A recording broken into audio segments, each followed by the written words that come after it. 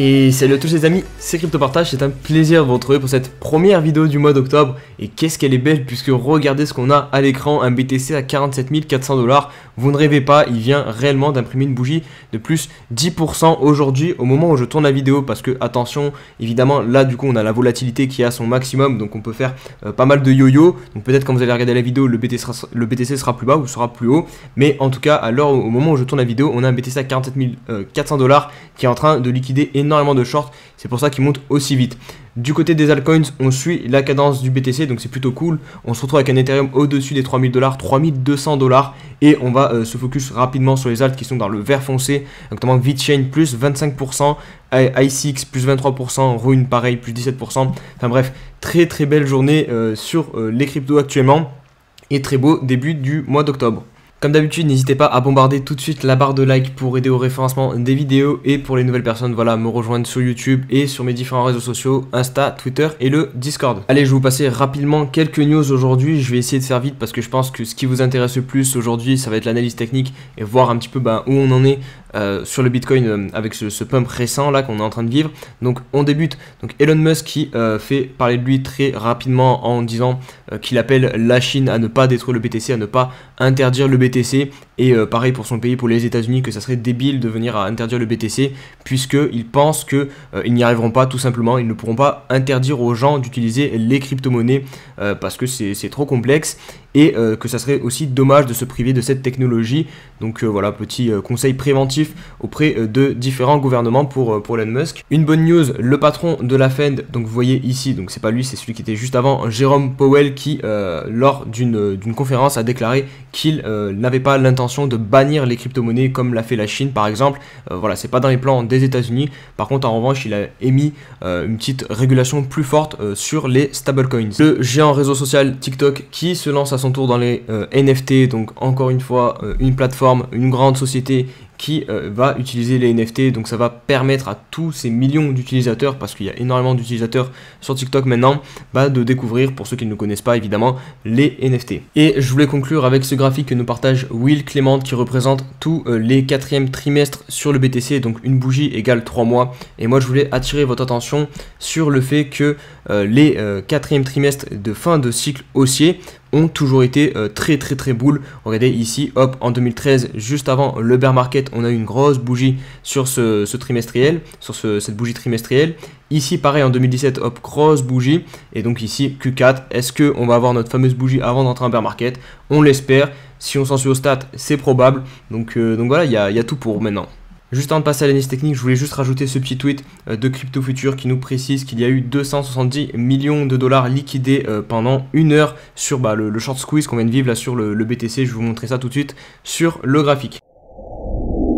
Allez, on va se retrouver pour l'analyse du BTC. Je vais essayer d'être le plus clair possible. Je sais que ça va être compliqué parce que dans des moments comme ça où les émotions sont forcément plus présentes, plus difficiles à contrôler, parce que là c'est en train de monter très rapidement. Donc voilà, on est un petit peu vite tenté de tomber dans le to the moon, dans l'euphorie. Et du coup c'est compliqué d'avoir des analyses très objectives sans prendre en compte ces émotions. Enfin en tout cas moi je pense que j'y arrive plus ou moins, mais je suis pas sûr que voilà, tout le monde réussisse à se calmer tranquillement et analyser la situation réellement dans les faits, voir ce qui se passe concrètement. Donc en gros concrètement qu'est-ce qui se passe? On a déjà, premier point à comprendre, on a énormément de volatilité là. Vous vous rendez compte qu'on est passé de 40 000 $ à quasiment 48 000 $, ça fait quasiment plus de 20% de hausse, donc c'est énorme en quelques heures. Donc il faut comprendre le contexte de marché, donc on est vraiment dans un truc où il y a énormément de volatilité. Donc ça c'est le premier point.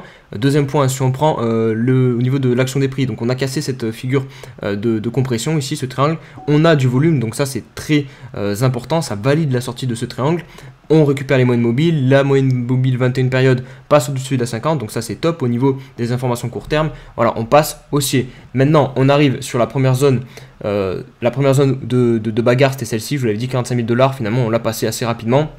En même temps, c'est normal, il devait y avoir énormément de shorters, donc voilà, on s'est nourri de liquidités ici, et hop, on a monté jusqu'à la prochaine zone qui est aux alentours maintenant des 48 000 $, c'est là où on va batailler.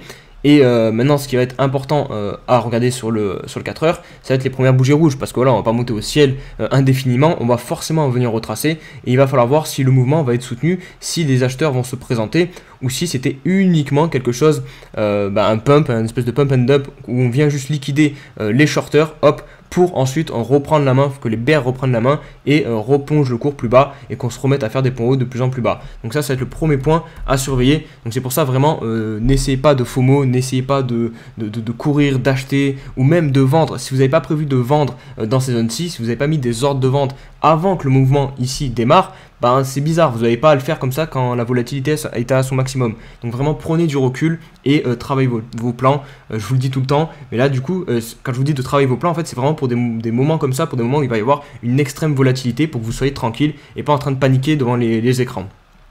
Donc voilà le petit point pour le 4 heures. Maintenant, on va se mettre sur le daily et ça va être vraiment la time frame minimum, hein, voilà, pour ceux qui investissent. On regarde au minimum sur le daily. Donc sur le daily, très intéressant aussi ce qu'on est en train de faire. Voilà, je vous l'ai dit, ici c'était la grosse zone de combat pour inverser la tendance sur le daily. Et là, ce qu'on est en train de faire, bah, c'est parfait.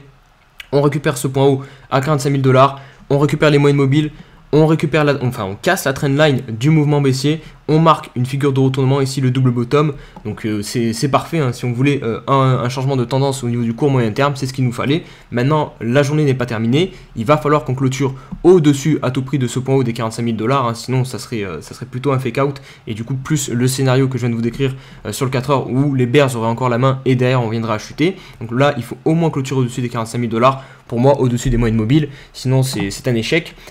Idéalement, bah voilà, au point où on en est maintenant, on peut venir chercher la liquidité qui doit se trouver au-dessus aussi des gens qui shortent de ce point haut là, les 48 000 $.